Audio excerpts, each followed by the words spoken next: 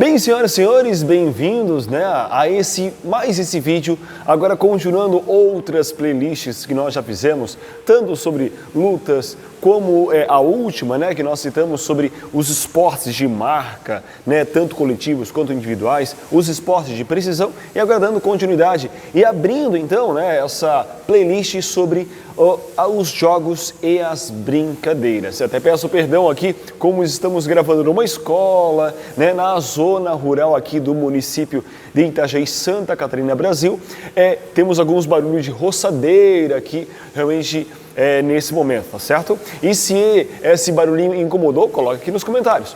Mas vamos ao que interessa, falar justamente sobre a proposta de hoje, que nós observamos na capa do nosso material, que é justamente experimentar e entender um pouco mais, sobre esses elementos do movimentar-se na escola, Um tema um tanto quanto peculiar, Um tema bem importante para alunos do ensino fundamental, Ali os anos iniciais do primeiro ano, até no máximo segundo ano. Essa temática é uma temática bem bacana. E quando nós pensamos, então, especialmente na própria expectativa de aprendizagem, o que se espera aprender, como aulas como essa, que envolvem essa temática do movimentar-se na escola, primeiramente reconhecer essas práticas corporais, relacionando essas práticas corporais com as brincadeiras em si. Depois, que é basicamente identificar também esses espaços escolares e compará-los, com os ambientes que a escola, então, ela vai disponibilizar. Entendemos que também que esta é uma prática com uma grande relação aí interdisciplinar, ou seja, vai dialogar também com disciplinas como a língua portuguesa, com a própria história em si, dá para fazer uma relação interdisciplinar muito grande. E, claro, respeitar com isso, as diferenças tanto individuais como coletivas aí, quando pensamos em grupos distintos. E para que possamos então contextualizar um pouco mais a nossa fala de hoje, podemos entender primeiramente que a escola, para as crianças aí dos anos iniciais, ela é um mistério gerador de muitos sentimentos, É praticamente um novo mundo que se cria, ou seja, uma nova cidade compartilhada aí por pessoas estranhas, muitas vezes, quando a criança ela chega no começo do ano na escola, esse novo mundo, essa nova cidade que é a escola, pessoas totalmente diferentes, adultos totalmente diferentes que estão lidando aí com essas crianças, que fazem coisas muitas vezes diferentes do que as crianças estão acostumadas a fazer no seu dia a dia. Na escola, muitas vezes, nós nos deparamos muitas vezes com situações muitas vezes desconhecidas até pelas crianças.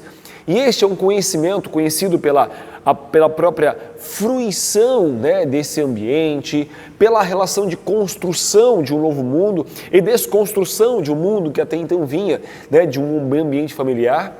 E estas construções são oportunizadas principalmente algo que é muito característico das escolas, que é a rotina escolar. Como observamos nesse slide, a rotina escolar onde os grupos se dialogam, a rotina escolar das rampas, a qual elas oportunizam do próprio trajeto que a escola ela oportuniza, momento que eu vou subir pela rampa para ir para um refeitório, outros momentos que eu vou descer pela escada para ir para uma quadra, para praticar uma atividade física ou para ir a uma sala de aula. Então, esse momento do mobiliário escolar também começa a se introduzir uma nova rotina, até mesmo para a própria criança.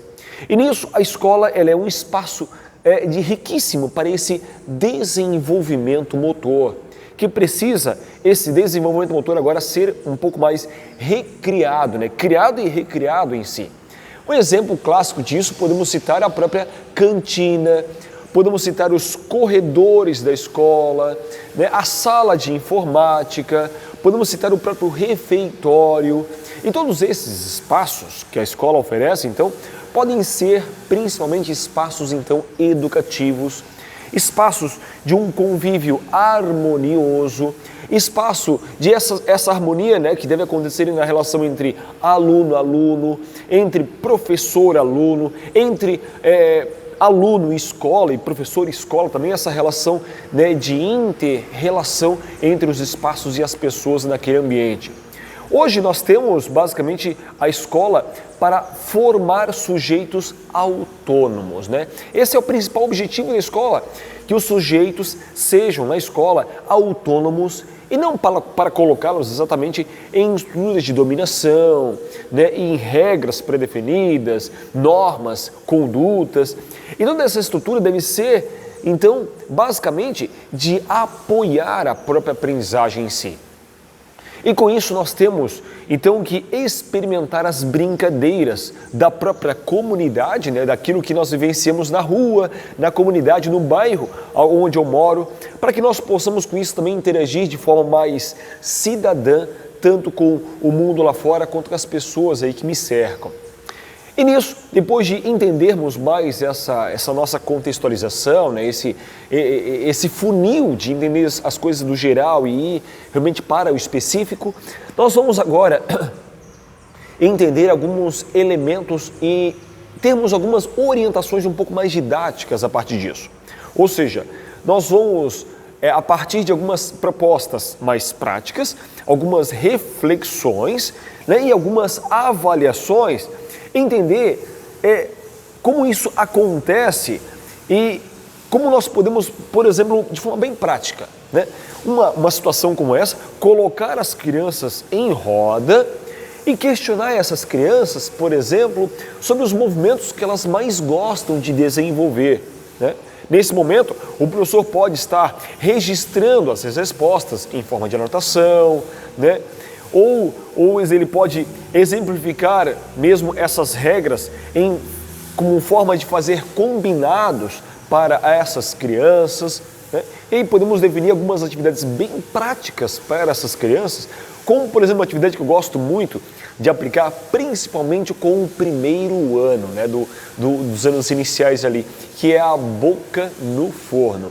E é uma atividade bem bacana, uma atividade bem divertida, né, bem de fácil aplicação com essas crianças, onde, primeiramente, eu aproveito que esses alunos já estão nesta roda, depois eu apresento, né, esse momento, essas atividades para a criança, perguntas e respostas são dadas às crianças de forma mais esperadas. Por exemplo, explica-se para as crianças, olha, a boca no forno, o professor fala, boca no forno, e vocês alunos falam, forno, né? O professor fala, vamos fazer tudo que o professor mandar, e as crianças falam, sim.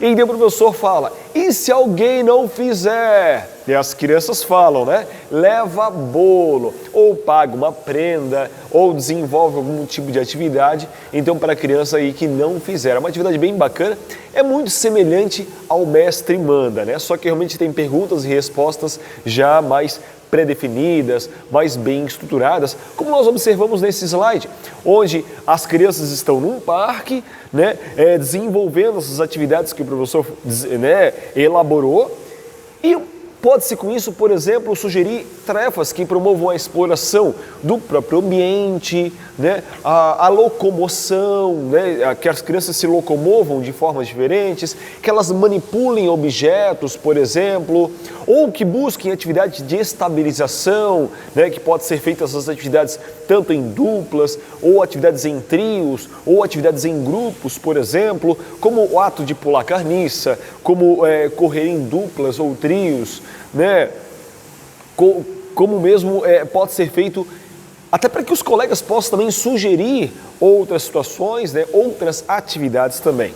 E claro, sempre incentivar a participação de todos, né? Ressaltando sempre condutas positivas, como não pode empurrar, não pode puxar o colega pelo capuz, que é muito comum em escolas que, principalmente de escolas públicas, as crianças têm um capuz, né, para colocar na cabeça. E às vezes fica aquele capuz para fora, então as crianças costumeiramente na fila acabam puxando esse capuz. Então, ressaltar para as crianças não puxar o colega pelo capuz, que às vezes machuca a própria garganta, né? Para não causar nenhum tipo de desentendimento, até porque o colega ele vai revidar e vão gerar brigas e vão gerar confusões na fila, né? E isso gera todo um desconforto nessa gestão dos próprios conflitos. Depois que nós entendemos as atividades práticas para o primeiro ano, né, podemos então novamente refletir e questionar sobre essas atividades.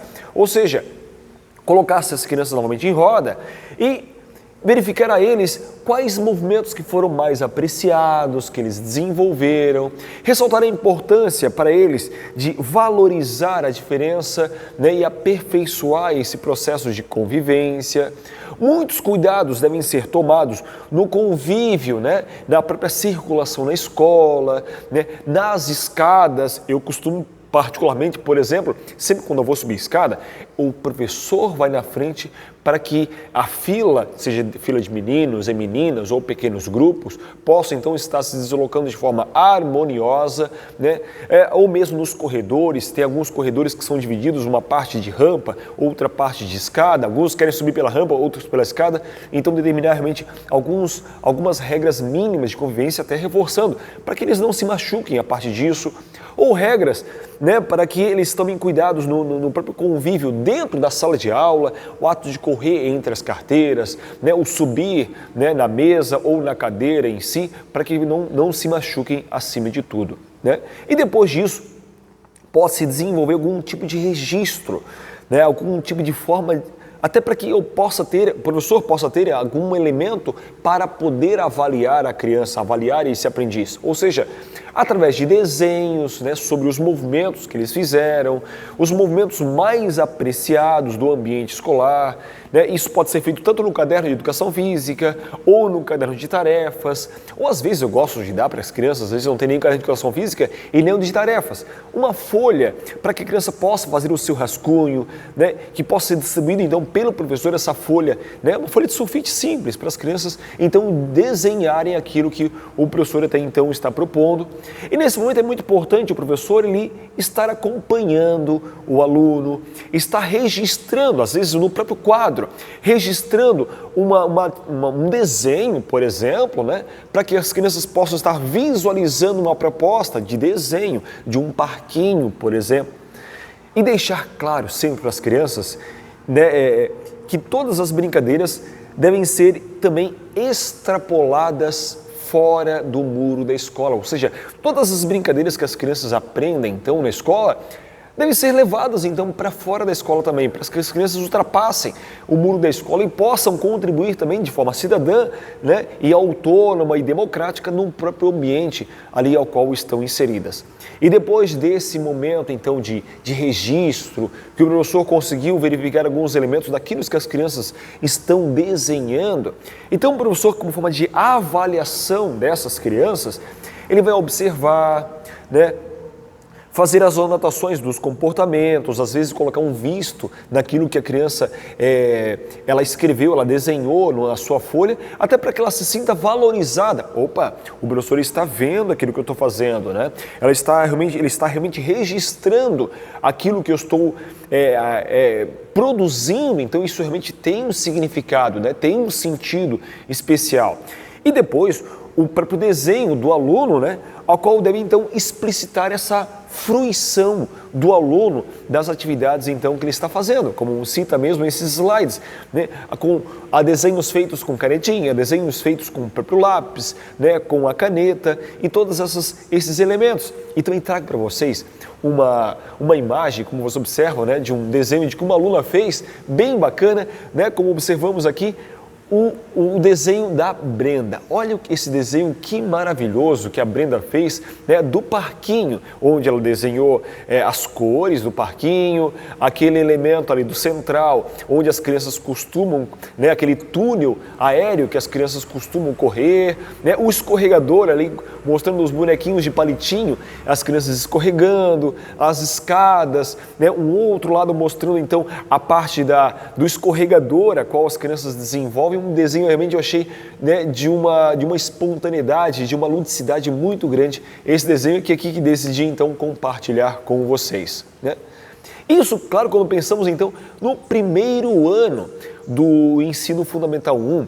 Agora, quando nós pensamos aí do segundo ano, uma progressão para o segundo ano, pode-se explorar com as crianças o ato de conversar sobre essa necessidade de transformar até mesmo o espaço escolar, né, e otimizar essas possibilidades de movimentos, possibilidades essas de interação social, que possam permitir com que a criança jogue, com que ela brinque, com que ela tenha possibilidades de se movimentar de forma respeitosa, de forma mais harmoniosa também, e que possa reconhecer também esses espaços, né, como uma área de uma grande atividade, né, como eu costumo desenvolver também com o segundo ano, que é a atividade da mãe da rua, né? Uma brincadeira bem popular. Com certeza, se vocês chegarem no segundo ano e perguntar quem conhece a mãe da rua, todas as crianças vão conhecer realmente a mãe da rua, que é a forma bem prática. Com um giz, por exemplo, uma quadra de cimento, eu consigo, através de um giz, fazer um risco na quadra, um risco paralelo, como esse que você observa aqui atrás, e convidar o aluno, né, às vezes até convidar um ajudante para preparar esse espaço, chamar o aluno para ser o seu ajudante. Realmente ele vai se sentir muito valorizado com isso, né? E desenvolver essa mãe da rua, por exemplo, com uma atividade que tenham 3 metros de distância. E aí eu separo 2 grupos para cada lado, né, com números iguais de alunos entre essas linhas, e vou com isso escolher quem vai ser, né, o mãe da rua ou a mãe da rua, o dono da rua em si. Depois disso, eu vou pegar um aluno de cada vez para atravessar e tomar cuidado para esse aluno que for atravessar a rua, esse aluno deve tomar todo o cuidado para não ser pego, utilizando formas variadas de passar essa rua, de frente, de costas, imitando o sapo, imitando o jacaré, imitando um dinossauro, que é característica mesmo dessa própria fase. E depois disso, eu vou pensar então em uma situação em que a mãe da rua deve tocar na mão do colega que passar, né? E o que for pego, ele vai se juntar, ou mesmo ele vai sair da brincadeira, e fica ao seu critério se esse aluno vai se juntar ou vai sair da brincadeira, né? Tornando a brincadeira um pouco mais cooperativa, onde as crianças vão estar interagindo um pouco mais ou vão ficar de fora, deixando um pouco mais competitiva a prática. Mas isso, professor, é você quem vai se decidir, ou vocês, crianças, né? É vocês que vão então escolherem, tá? Assim como mostra então também esse slide, né, onde as crianças estão de um lado esperando então para, ao sinal do professor, atravessar a rua, onde um aluno de cada vez. Certo, senhores? Novamente agradeço aí a presença de todos vocês. Em outros momentos vamos falar um pouco mais sobre esses elementos do brincar na escola, né? Como podemos entender esses elementos então das brincadeiras agora na escola, para além desses elementos, né, do ato, do movimentar-se na escola, como é que agora eu posso entender principalmente o jogar na escola, tá? E vou deixar realmente aqui nesse cantinho o link então também do próximo vídeo para vocês já realmente maratonarem aí nos nossos conteúdos. Não se esqueça de se inscrever no canal, certo? Dá o seu like, isso reforça realmente, certo, o seu engajamento, e compartilhe também com os seus amigos, colegas, realmente com toda a família. Um abraço a todos vocês e até um próximo momento. Valeu!